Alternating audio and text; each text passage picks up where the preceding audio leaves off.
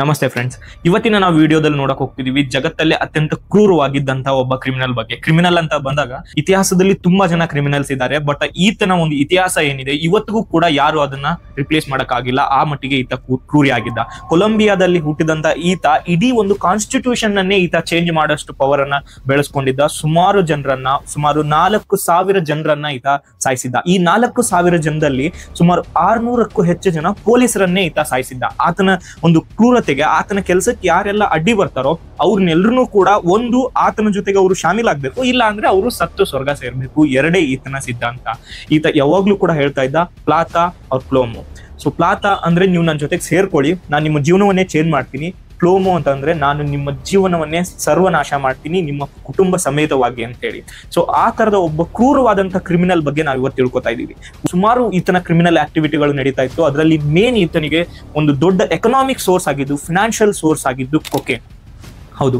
So ಕೊಲಂಬಿಯಾದಿಂದ ಅಮೆರಿಕಾಗೆ cocaine ನ ಈತ ಸಾಗಾಟ ಮಾಡ್ತಾ ಇದ್ದ. 80% ಈತನ ಮಾರ್ಕೆಟ್ ಬಂದು ಅಮೆರಿಕ ಆಗಿತ್ತು.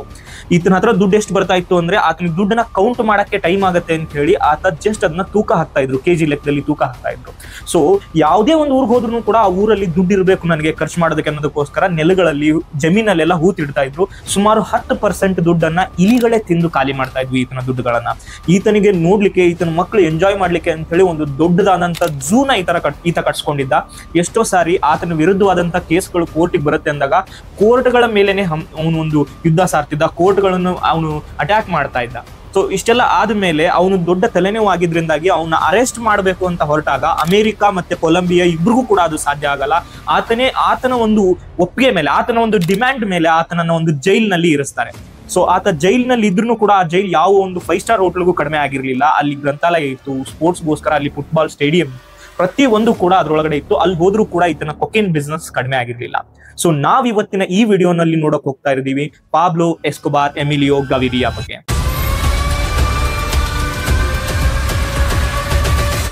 ವೆಲ್ಕಮ್. ಈ ಪಾಬ್ಲೋ ಎಸ್ಕೋಬಾರ್ ಏನಿದಾನೆ, ಇವ್ರು ಹುಟ್ಟಿರೋದು ಡಿಸೆಂಬರ್ 1, 1949 ನಲ್ಲಿ. ಸೊ ಮಿಡ್ಲೇನ್ ನ ಕೊಲಂಬಿಯಾದ ರಿಯಾಂಗ್ರಿನ್ ಅನ್ನೋ ಒಂದು ಊರಲ್ಲಿ ಈತ ಹುಟ್ಟುತ್ತಾನೆ. ಸೊ ಈತನ ಫ್ಯಾಮಿಲಿ ಬ್ಯಾಕ್ ಗ್ರೌಂಡ್ ಏನಿದೆ, ಒಂದು ಮಿಡಲ್ ಕ್ಲಾಸ್ ಫ್ಯಾಮಿಲಿನಲ್ಲಿ ಹುಟ್ಟಿರ್ತಾನೆ. ತಾಯಿ ಒಬ್ಬ ಸ್ಕೂಲ್ ಟೀಚರ್ ಆಗಿರ್ತಾರೆ, ಮತ್ತೆ ತಂದೆ ಒಬ್ಬ ಫಾರ್ಮರ್ ಆಗಿರ್ತಾರೆ. They both are educated actually. And also ಈತನಿಗೆ ಹುಟ್ಟಿದಾಗಿಂದನೂ ಕೂಡ ಈತನ ಮಿಡಲ್ ಕ್ಲಾಸ್ ಲೈಫ್ ಏನಿದೆ, ಈತನ ಒಂದು ಬೆಳೆದ ಮೇಲೆ ಆತ ಒಂದು ಶಪಥ ಮಾಡ್ಕೊಂಡಿರ್ತಾನೆ. ಏನಂದ್ರೆ 25 ವರ್ಷ ದಾಟೋದ್ರೊಳಗಡೆ ನಾನೇನಾದ್ರೂ ಮಿಲಿಯನಿಯರ್ ಆಗಿಲ್ಲ ಅಂದ್ರೆ I will commit for a suicide. So ಈ ರೀತಿಯಾಗಿ ಆತ ಒಂದು ಕಮಿಟ್ಮೆಂಟ್ ಇಟ್ಕೊಂಡಿರ್ತಾನೆ. ಬೆಳೀತಾ ಮೊದಲನೇದಾಗಿ ಈತನಿಗೆ ಲಾಯರ್ ಆಗ್ಬೇಕು ಅನ್ನೋದಿರುತ್ತೆ, ದೇಶದ ಪ್ರಧಾನಿ ಆಗ್ಬೇಕು ಅಂತಿರುತ್ತೆ. ಸೊ ಆ ತರದ ಆಂಬಿಷನ್ಸ್ ಗಳನ್ನ ಇಟ್ಕೊಂಡಿರುವಂತಹವನು. ಆತನ ಆಂಬಿಷನ್ಗೆ ಅಡ್ಡಿ ಆಗುವಂತದ್ದು ಆತನ ಎಕನಾಮಿಕ್ ಲೈಫ್ ಸ್ಟೈಲ್ ಏನಿದೆ, ಒಂದು ಮಿಡಲ್ ಕ್ಲಾಸ್ ಲೈಫ್ ಸ್ಟೈಲ್ ಏನಿದೆ, ಅದರಿಂದಾಗಿ ಆತನ ಎಜುಕೇಶನ್ ಅನ್ನು ಕಂಪ್ಲೀಟ್ ಮಾಡಕ್ ಅವನಿಗೆ ಆಗಲ್ಲ. ಸೊ ಆತ LLB ಮಾಡ್ಬೇಕು ಅಂತಿರ್ತಾನೆ, ಆತನಿಗೆ ಎಜುಕೇಶನ್ ಕಂಪ್ಲೀಟ್ ಮಾಡಕ್ ಆಗಲ್ಲ. ನೆಕ್ಸ್ಟ್ ಆತನಿಗೆ ದುಡ್ಡಿನ ಅವಶ್ಯಕತೆ ಬೀಳೋದ್ರಿಂದಾಗಿ ಸಣ್ಣ ಪುಟ್ಟ ಕ್ರಿಮಿನಲ್ ಆಕ್ಟಿವಿಟಿಗಳಲ್ಲಿ ಆತ ತೊಡಗಲಿಕ್ಕೆ ಸ್ಟಾರ್ಟ್ ಮಾಡ್ತಾನೆ. ಈತ ಕೊಲಂಬಿಯಾದ ರಿಯಾಂಗ್ರಿನ್ ನಲ್ಲಿ ಹುಟ್ಟಿದ್ರು ಕೂಡ ಸ್ವಲ್ಪ ಅವರ ಫ್ಯಾಮಿಲಿ ಬ್ಯಾಕ್ ಗ್ರೌಂಡ್ ಸ್ಟೇಬಲ್ ಆಗಿದ್ದಂತಾಗ, ಮಿಡಲ್ ಕ್ಲಾಸ್ ಫ್ಯಾಮಿಲಿನಲ್ಲಿ ಒಂದ್ ಸ್ವಲ್ಪ ಸ್ಟೇಬಲ್ ಆದ್ಮೇಲೆ ಆತನ ತಂದೆ ತಾಯಿ ಜೊತೆಗೆ ಈತ ರಿಯಾಂಗ್ರಿನ್ನಿಂದ ಕೊಲಂಬಿಯಾದ ಮಿಡಲ್ ಇನ್ಗೆ ಈತ ಶಿಫ್ಟ್ ಆಗ್ತಾನೆ. ಅಲ್ಲಿ ಈತನಿಗೆ ಪರಿಚಯ ಆಗೋದು ಈತನ ಕಸಿನ್ ಬ್ರದರ್ ಗುಸ್ತಾವೋ ಗವಿರಿಯಾ. ಸೊ ಈತನ ಗುಸ್ತಾವೋ ಗವಿರಿಯಾನ ಪರಿಚಯದಿಂದಾಗಿ ಈತ ಒಂದು ಸಣ್ಣ ಸಣ್ಣ ಕ್ರಿಮಿನಲ್ ಆಕ್ಟಿವಿಟಿಗೆ ಎಂಟರ್ ಆಗ್ತಾನೆ. ಸೊ ಈತನ ಫಸ್ಟ್ ಕ್ರಿಮಿನಲ್ ಆಕ್ಟಿವಿಟಿಗಳು ಯಾವ ರೀತಿ ಆಗಿತ್ತು ಅಂದ್ರೆ ಚೈನ್ ಸ್ನ್ಯಾಚಿಂಗ್ ಆಗಿರ್ಬೋದು, ಚೈನ್ ಗಳತನ ಆಗಿರ್ಬೋದು, ಮತ್ತೆ ಬೈಕ್ ಗಳನ್ನ ಕಳ್ತನ ಮಾಡಿ ಸೆಕೆಂಡ್ ಹ್ಯಾಂಡ್ ಸೇಲ್ ಮಾಡೋದು, ಕಾರ್ ಗಳನ್ನ ಕಳ್ತನ ಮಾಡೋದು, ಈ ತರದ ಸಣ್ಣ ಪುಟ್ಟ ಕ್ರಿಮಿನಲ್ ಆಕ್ಟಿವಿಟಿಗಳನ್ನ ಮಾಡ್ತಿದ್ದ ಈತನಿಗೆ ಸಡನ್ ಆಗಿ ಸ್ವಲ್ಪ ಡ್ರಗ್ ಡೀಲಿಂಗ್ ಗಳ ಬಗ್ಗೆ ಇಂಟ್ರೆಸ್ಟ್ ಬರುತ್ತೆ. ಆವಾಗ ಈತ ಎಂಟರ್ ಆಗ್ತಾನೆ ಕೊಕೇನ್ ಡೀಲಿಂಗ್ ಬಗ್ಗೆ. ಸೊ ಮೊದಲು ಮೆಡೆಲಿನ್ ನ ಆ ಸಿಟಿಯ ಒಳಗಡೆನೆ ಈತ ಕಸ್ಟಮರ್ಸ್ಗೆ ಅದನ್ನ ಸಪ್ಲೈ ಮಾಡ್ತಾ ಇದ್ದ, ಜಸ್ಟ್ ಒಬ್ಬ ಸಪ್ಲೈಯರ್ ಆಗಿ ಆಡ್ ಆಗಿದ್ದ. ಅಂತವನು ನೆಕ್ಸ್ಟ್ ಇದರಲ್ಲಿ ಎಷ್ಟು ದುಡ್ಡಿದೆ ಅನ್ನೋದ್ರ ಬಗ್ಗೆ ಆತ ಅರ್ಥ ಆಗುತ್ತೆ. ಸೊ ಈ ದುಡ್ಡು ಮಾಡೋದಕ್ಕೆ ಇದು one of the best way ಅಂತ ತಿಳಿಯುತ್ತೆ. ಆತನ ಕಸಿನ್ ಜೊತೆಗೆ ಸೇರ್ಕೊಂಡು ನೆಕ್ಸ್ಟ್ ಆತನ ಬಿಸ್ನೆಸ್ ನ ಈತ ಎಕ್ಸ್ಪ್ಯಾಂಡ್ ಮಾಡ್ತಾ ಹೋಗ್ತಾನೆ. ಒನ್ಸ್ ಗುಸ್ತಾವೋ ಗವಿರಿಯನ್ ಪರಿಚಯ ಆದ್ಮೇಲೆ ಸೊ ಪಾಬ್ಲೋ ಎಸ್ಕೋಬಾರ್ ನೆಲದ ಮೇಲೆ ನಿಂತ್ಕೊಳ್ಳದೆ ಇರೋಷ್ಟು ಹುಮ್ಮಸ್ಸಲ್ಲಿದ್ದ ಆತನ ಕ್ರಿಮಿನಲ್ ಆಕ್ಟಿವಿಟಿಗಳಲ್ಲಿ. ಈತ ದುಡ್ಡಿನ ಅವಶ್ಯಕತೆಗಳಿಗೋಸ್ಕರ ಕಾರು ಮತ್ತೆ ಡ್ರಗ್ಸ್ ನ ಅಲ್ಲಿ ಇಲ್ಲಿ ಸೇಲ್ ಮಾಡೋದಷ್ಟೇ ಅಲ್ಲದೇನೆ ಇದ್ರ ಜೊತೆಗೇನೆ ಈತ ಕಿಡ್ನಾಪಿಂಗಿಗೂ ಕೂಡ ಕೈ ಹಾಕ್ತಾನೆ. ಅಲ್ಲಿರೋ ಎಷ್ಟೋ ಬಿಸ್ನೆಸ್ ಮನ್ಗಳನ್ನ ಕೂಡ ಈತ ಕಿಡ್ನಾಪ್ ಮಾಡ್ತಾನೆ.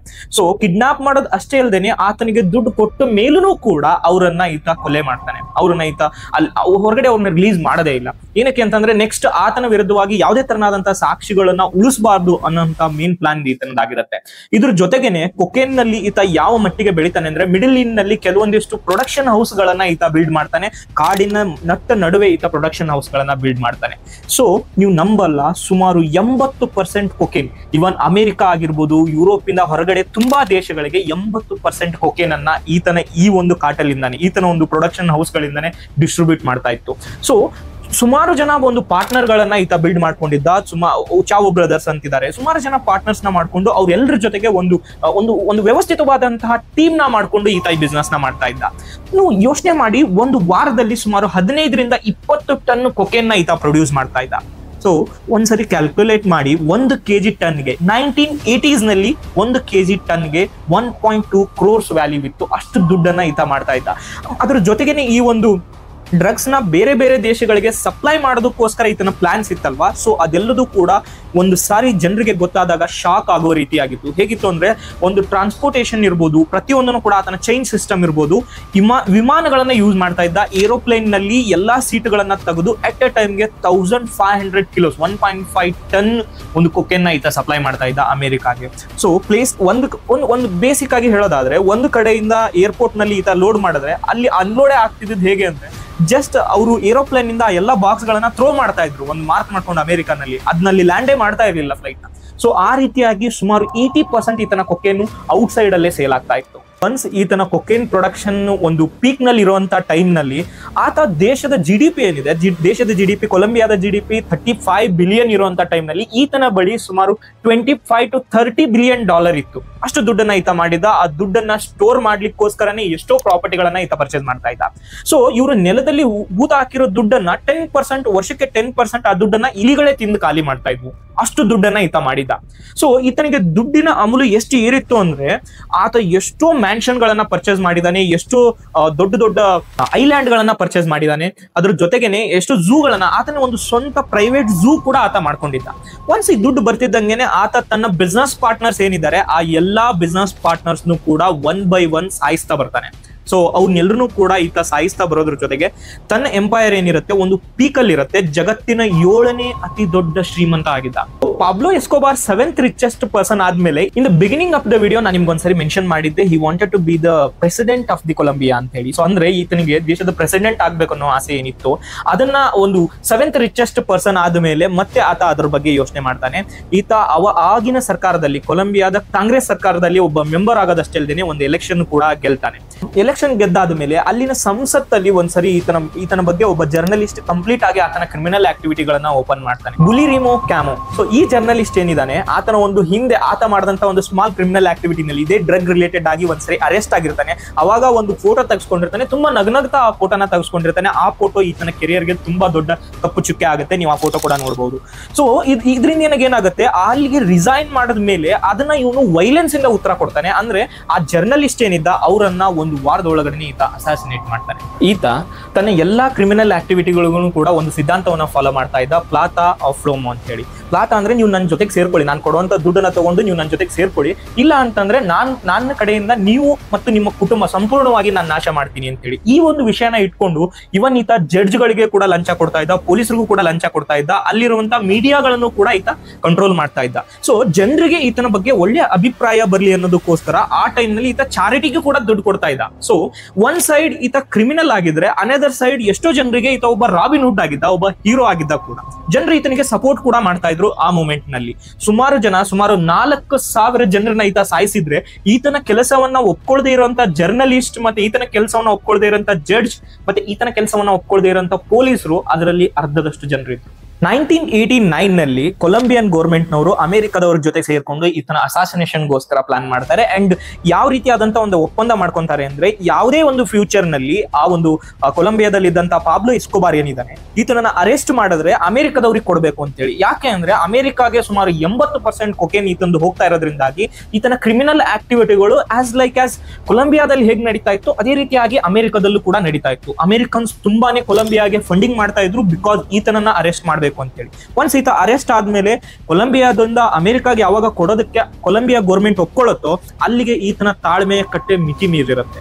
ಸೊ ಈತ ಏನ್ ಮಾಡ್ತಾನೆ, ಒಂದು ಫ್ಲೈಟ್ 203 ಅಂತ ಹೇಳಿ ಅದಕ್ಕೆ ಬಾಂಬ್ ಫಿಕ್ಸ್ ಮಾಡಿ ಅದರಲ್ಲಿ ಇದ್ದಂತ ಸುಮಾರು 110 ಜನರ ಸಾವಿಗೆ ಕಾರಣ ಆಗ್ತಾನೆ. ಸೊ ಈತನ ಈ ಒಂದು ಫ್ಲೈಟ್ಗೆ ಬಾಂಬ್ ಫಿಕ್ಸ್ ಮಾಡಿದ್ದು ಒಂದೇ ಒಂದು ಕಾರಣಕ್ಕೆ, ಆ ಒಂದು ಟೈಮ್ ನಲ್ಲಿ ಕೊಲಂಬಿಯಾದ ಪ್ರೆಸಿಡೆಂಟ್ ಕ್ಯಾಂಡಿಡೇಟ್ ಏನಿದ್ರು ಅವ್ರನ್ನ ಸಾಯಿಸ್ಬೇಕು ಅಂತ ಹೇಳಿ. ಬಟ್ ಒಂದು ಬ್ಯಾಡ್ ಟೈಮ್ ಅನ್ಸುತ್ತೆ, ಆ ಟೈಮ್ಗೆ ಈತ ಅನ್ಕೊಂಡಿದ್ದಂತ ಪ್ಲಾನ್ ಏನಿದೆ ಅದು ವರ್ಕ್ ಆಗಲ್ಲ, ಯಾಕಂದ್ರೆ ಆ ಒಂದು ಫ್ಲೈಟ್ ನಲ್ಲಿ ಆ ಒಬ್ಬ ಪ್ರೆಸಿಡೆಂಟ್ ಇರ್ಲಿಲ್ಲ. ಎಲ್ಲದ್ರ ಮಧ್ಯದಲ್ಲಿ ಈತ ಇಷ್ಟೊಂದು ಕ್ರಿಮಿನಲ್ ಆಕ್ಟಿವಿಟಿಗಳನ್ನು ಮಾಡೋದ್ರ ಜೊತೆಗೇನೆ ಒಂದ್ ಸೈಡ್ ಅಲ್ಲಿ ಈತ ಏನ್ ಮಾಡ್ತಿದ್ದಾನೆ ಅಂದ್ರೆ ಜನರಿಗೆ ದೊಡ್ಡ ದೊಡ್ಡ ಸ್ಕೂಲ್ಗಳನ್ನ ಬಿಲ್ಡ್ ಮಾಡ್ತಿದ್ದಾನೆ, ಮನೆ ಇಲ್ದೇ ಇರೋರಿಗೆ ಮನೆಗಳನ್ನ ಕಟ್ಸ್ಕೊಡ್ತಾ ಇದ್ದಾನೆ, ಹಾಗೂ ಆಗಿನ ಯಂಗ್ ಜನರೇಷನ್ ಏನಿದ್ದಾರೆ ಅವ್ರಿಗೆ ಸ್ಟೇಡಿಯಂಗಳನ್ನು ಕೂಡ ಈತ ಪ್ರತಿಯೊಂದು ಊರಿಗೂ ಕೂಡ ಕಟ್ಸ್ಕೊಡ್ತಾ ಇದ್ದ. ಅವುಗಳನ್ನ ನಾವು ಈಗಿನ ಟೈಮ್ ನಲ್ಲೂ ಕೂಡ ನೋಡಬಹುದು ಕೊಲಂಬಿಯಾ ದೇಶದ. ಇಷ್ಟೆಲ್ಲ ಆದ್ಮೇಲೆ ಅಮೆರಿಕಾದವರು ಮತ್ತೆ ಕೊಲಂಬಿಯಾ ದೇಶದವರು ಒಂದು ಸ್ಪೆಷಲ್ ಟೀಮ್ ನ ಈತನ ಹಿಡಿಯೋದಕ್ಕೋಸ್ಕರ ಒಂದು ಸ್ಪೆಷಲ್ ಟಾಸ್ಕ್ ಟೀಮ್ ನ ಬಿಲ್ಡ್ ಮಾಡ್ತಾರೆ. ಸೊ ಅವರು 1 by 1 ಒಬ್ಬೊಬ್ಬರನ್ನೇ ಈತನ ಟೀಮ್ ನವ್ರನ್ನ ಅಸಾಸಿನೇಷನ್ ಮಾಡ್ತಾ ಬರ್ತಿದ್ದಂಗೆ ಎಸ್ಕೋಬಾರ್ ಒಂದು ಒಪ್ಪಂದಕ್ಕೆ ಒಪ್ಕೋತಾನೆ. ಏನ್ ಒಪ್ಪಂದ ಅಂದ್ರೆ ವಿತ್ ಕಂಡೀಷನ್ ಒಪ್ಕೋತಾನೆ, ಏನಂದ್ರೆ ಆತ ಸ್ವಂತ ಜೈಲನ್ನ ಕೂಡ ಆತನೇ ಬಿಲ್ಡ್ ಮಾಡ್ಕೊಳ್ಳೋ ತರ. ಸೊ ನಾನೊಂದು ಸ್ವಂತ ಜೈಲ್ ಬಿಲ್ಡ್ ಮಾಡ್ಕೋತೀನಿ, ಆ ಜೈಲಲ್ಲಿ ನಾನು ಯಾವ ಕೈದಿಗಳು ಹೇಳ್ತೀನಿ ಆ ಕೈದಿಗಳು ಇರಬೇಕು, ಅದ್ರ ಜೊತೆಗೇನೆ ಇಲ್ಲಿ ಯಾವುದೇ ತರನಂತ ಸುಮಾರು 3 ಕಿಲೋಮೀಟರ್ ಡಿಸ್ಟೆನ್ಸ್ ಇಂದ ಯಾವುದೇ ತರನಾದಂತ ಪೊಲೀಸ್ ಆ ಜೈಲ್ ಒಳಗಡೆ ಎಂಟರ್ ಆಗೋ ಹಾಗಿಲ್ಲ. ಸೊ ಈ ಒಂದು ಕಂಡೀಷನ್ ನ ಆತ ಆಗಿನ ಗೋರ್ಮೆಂಟ್ಗೆ ಹಾಕ್ತಾನೆ. ಅನಿವಾರ್ಯತೆಯಿಂದ ಗೋರ್ಮೆಂಟ್ ಕೂಡ ಅವಾಗ ಆತನ ಒಂದು ಅಸಾಸಿನೇಷನ್ ನ ತಡೆಯೋದಕ್ಕೋಸ್ಕರ ಒಪ್ಕೋಬೇಕಾಗತ್ತೆ. ಈತನಿಗೊಂದು ಪ್ರೈವೇಟ್ ಜೈಲನ್ನು ಕೂಡ ಬಿಲ್ಡ್ ಮಾಡಿ ಆತನ ಜೈಲಿನಲ್ಲಿ ಇಡ್ತಾರೆ. ಒನ್ಸ್ 1991 ನಲ್ಲಿ ಜೈಲಿನಲ್ಲಿ ಎಂಟರ್ ಆದಂತವನು 1992ಗೆ ಅಲ್ಲಿನೂ ಕೂಡ ಈತನ ಕ್ರಿಮಿನಲ್ ಆಕ್ಟಿವಿಟಿಗಳು ಯಾವುದು ಕೂಡ ಸ್ಟಾಪ್ ಆಗಲ್ಲ.